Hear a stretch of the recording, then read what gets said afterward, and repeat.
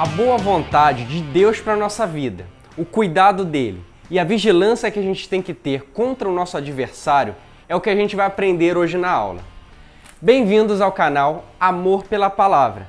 E na aula de hoje a gente vai ler sobre a primeira carta que Pedro escreveu, no capítulo 5. Vamos nessa!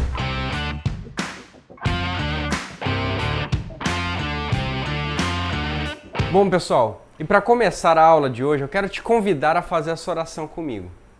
Senhor meu Deus, muito obrigado, Jesus, por esse momento que aqui estamos, Pai, para estudar, para aprender, para que a Tua revelação, Pai, seja concedida a nós. Te pedimos isso humildemente, Pai. Seja conosco nessa aula.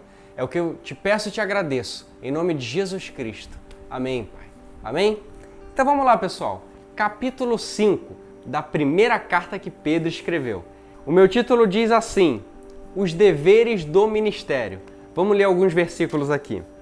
Rogo, pois, aos presbíteros que há entre vós, eu, presbítero, como eles, e testemunha dos sofrimentos de Cristo, e ainda coparticipante da glória que há de ser revelada, pastoreai o rebanho de Deus que há entre vós, não por constrangimento, mas espontaneamente, como Deus quer, nem por sorte da ganância, mas de boa vontade, nem como dominadores dos que foram confiados, antes, tornando-vos modelo do rebanho. Ora, logo que o Supremo Pastor se manifestar, recebereis a imarcessível coroa da glória. Olhem bem, Pedro inicia esses 4 versículos aqui mostrando os deveres do ministério de um presbítero, né, a qual ele mesmo se qualifica. É até interessante a gente saber que Pedro era um presbítero. Ah, Natan, ele também era um apóstolo? Ele era um apóstolo. Ah, Natan, ele também era um discípulo? Pedro também era um discípulo. Mas ele aqui está se caracterizando como um presbítero, como um pastor ali, um pastor de ovelhas, de um rebanho, né? E ele dá algumas advertências, né, para esse ministério, que são elas, né? Não façam isso por ganância, não façam isso assim por alguém estar te mandando, por você estar sendo obrigado a fazer, mas espontaneamente, de livre e espontânea vontade, você exerça esse ministério que Deus te confiou a fazer aqui na terra como uma obra dele, de forma espontânea. Porque se isso arde no teu coração em pastorear, em querer estar à frente desse ministério do rebanho de Cristo Jesus, assim faça, mas faça com responsabilidade, com espontaneidade, não olhando esse ministério com ganância, visando lucro ou um crescimento que seja em quantidade, mas não na qualidade das suas ovelhas, mas faça com uma responsabilidade, porque isso é um ministério de Cristo Jesus. Aqui ele caracteriza até mesmo Jesus como o supremo pastor, onde no devido tempo coroará aquelas pessoas que tomarem essa responsabilidade. Olha só como é grandiosa essa obra, esse ministério, né? E ele não fala só isso, ele fala uma coisa interessantíssima aqui, ó. No final do 3, tornando-vos modelos do rebanho. Olhem bem, como um presbítero, um pastor, uma pessoa que está à frente do ministério tem de responsabilidade para com o corpo de Cristo, porque esse é o exemplo visível de Cristo aqui na terra, pastoreando as suas ovelhas. Tudo bem, Natan, que nós somos falhos, nós somos homens, pecadores, mas precisamos sim trilhar um rumo, uma rota, um norte, onde a gente seja irrepreensível, justamente por essa causa, por sermos modelo para um rebanho. Ou seja, a responsabilidade é alta, mas a recompensa também, a coroa, né? Que Jesus fala aqui, a coroa de glória, no final do 4, ele fala que vai trazer, vai nos conceder as pessoas que tomarem esse ministério aí como uma prática aqui na terra. Certo? Então vamos lá. Versículo 5.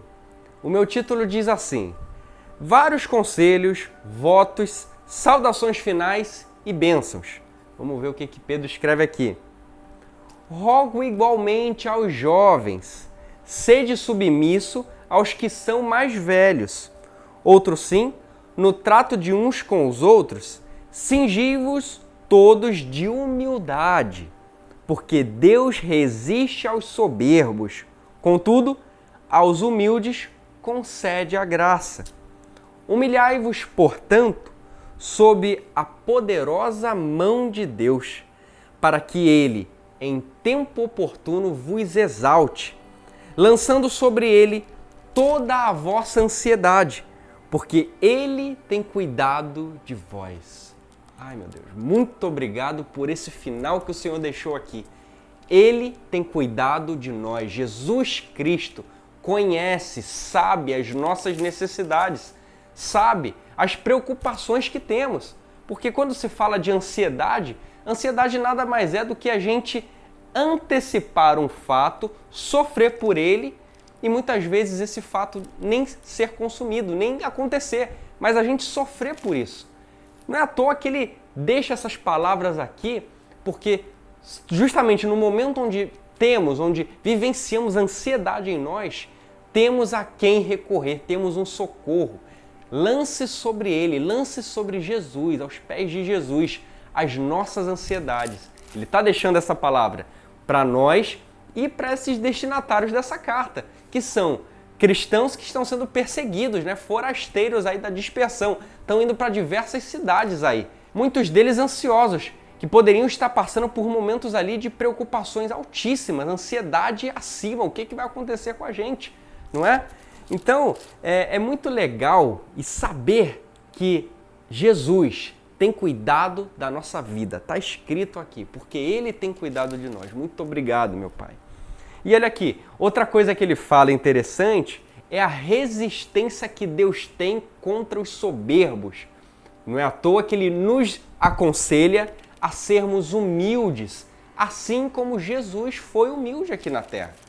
Estão vendo uma dádiva que é a gente praticar na nossa conduta, na nossa prática do bem? Não é à toa que a gente tome isso como prática da nossa vida, a buscarmos andar em humildade para com Deus, em humildade para com os nossos irmãos, em humildade perante a igreja, no trabalho, porque existe uma resistência de Deus contra pessoas soberbas.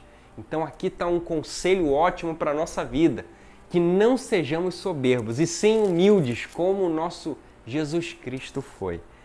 Amém? Então vamos lá, versículo 8. Sede sóbrios e vigilantes. O diabo, o vosso adversário, anda em derredor, como um leão que ruge, procurando alguém para devorar. Resisti-lhes firmes na fé, certo de que sofrimentos iguais aos vossos estão se cumprindo na vossa irmandade, espalhada pelo mundo. Ora, o Deus de toda graça, que em Cristo vos chamou à sua eterna glória, depois de terdes sofrido por um pouco, Ele mesmo vos há de aperfeiçoar, firmar, fortificar e fundamentar. A Ele seja o domínio pelos séculos dos séculos. Amém.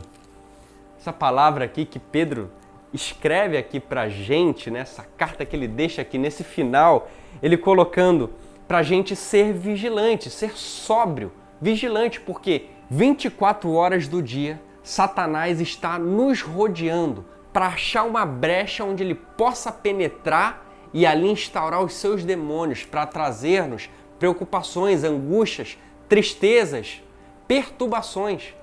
Então, que sejamos vigilantes, sabendo disso. A gente tem que viver uma vida andando na rua, andando com os nossos familiares, com os nossos amigos, sabendo que ao nosso derredor existem demônios que querem nos tragar, que querem tirar a gente do foco, que querem nos desnortear do santo caminho do Senhor. Não é à toa que volta e meia nós pecamos por causa disso. Porque Satanás encontra brechas, fragilidades no nosso coração, na nossa mente, onde ele se instaura e a gente acaba cedendo. Mas o sangue de Cristo foi derramado por amor à nossa vida e nós podemos confessar os nossos erros, nos arrependermos do profundo da nossa alma, porque o Senhor Jesus, Ele é fiel e justo para nos perdoar. Ele morreu no madeiro, uma morte de cruz, mas foi ressuscitado, redimiu, tomou para si o nosso pecado, para que a gente tivesse a oportunidade de adorá-lo e de recebê-lo como nosso único e suficiente Salvador. Glória a Deus por isso. Glória a Deus por essa missão gloriosa que Ele deixou por amor à nossa vida, por amor à minha e à sua vida. Certo? Então vamos lá. Versículo 12, o final da carta. Por meio de Silvano, que para vós outros é fiel irmão, como também o considero, vos escrevo, resumidamente, exortando e testificando, de novo, que esta é a genuína graça de Deus. Nela estáis firmes. Aquele que se encontra em Babilônia, também eleita, vos sauda, como igualmente meu filho Marcos. Saudai-vos uns aos outros com ósculos de amor. Paz a todos vós que vos achais em Cristo. Ou seja, Pedro está aqui finalizando essa carta, mostrando às pessoas que estão com ele ali as saudações de Silvano, de Marcos aqui, que ele caracteriza até como filho dele, né? Que a gente sabe que é um filho espiritual de Pedro. E uma mensagem final que ele deixa, não sei se vocês pegaram essa, olhem bem, no final do 12 ali.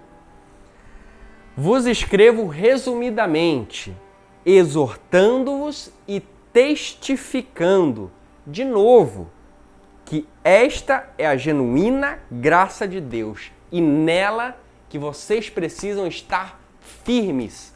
Ou seja, tudo que esteja fora das santas escrituras, da santa palavra do Senhor, é mentira.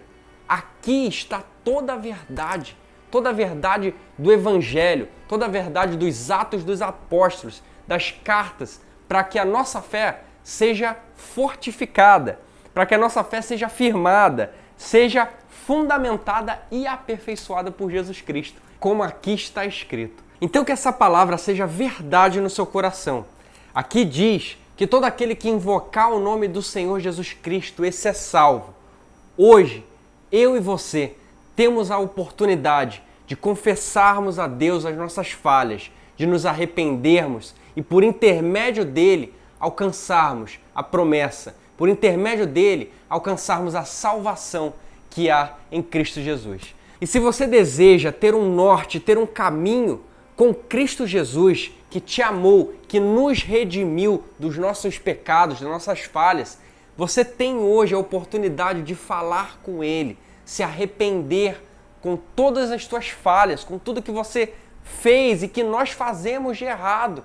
A gente tem a oportunidade de falar com Ele, de clamar a Ele uma mudança, de pedir ajuda a Ele. Nós temos essa oportunidade hoje. Te convido a fazer isso, caso você ainda não tenha feito na tua vida. Amém? Então, pessoal, finalizamos a primeira carta que Pedro escreveu aqui na Bíblia. São 5 capítulos, a gente, em outras aulas, lemos texto a texto, versículo por versículo, e eu espero que isso te ajude como tem me ajudado a progredir, a alcançar, a subir um nível aí nos ensinos, na palavra para com Deus. Até a próxima aula e tchau!